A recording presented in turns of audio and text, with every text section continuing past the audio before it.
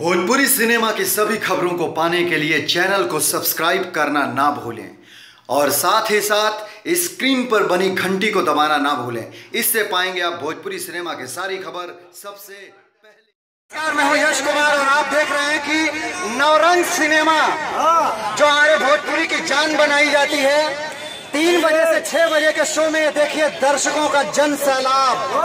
ये देखिए भैया,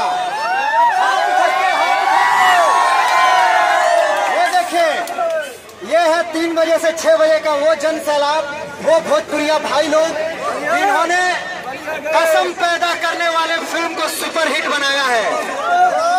जितना जनी भोजपुरिया भाई लोग बनेगा, हाथ उठा के सबके एक बार निवेदन, जय हो। भैया मैं एक चीज कहना चाहता हूँ कि आप लोग हैं तो हम लोग हैं, आप लोग नहीं होते तो हम स्टार नहीं होते। कसम पैदा करने वाले की फिल्म के बाद एक फिल्म रिलीज हो रही है मेरी, इंडिया वर्सेस पाकिस्तान। देखा हो,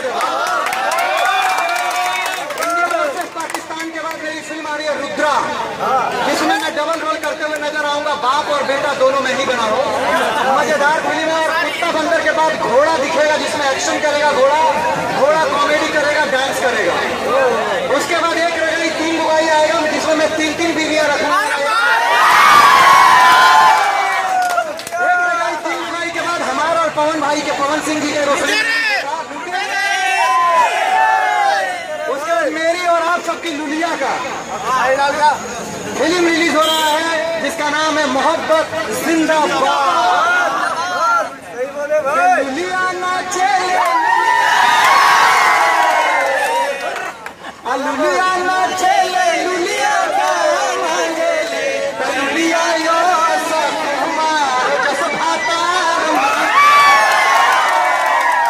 लगा के फेर न लभली जान ये है रितु सिंह। सारे एक बार मैडम के बाद ये गाना गवा दे।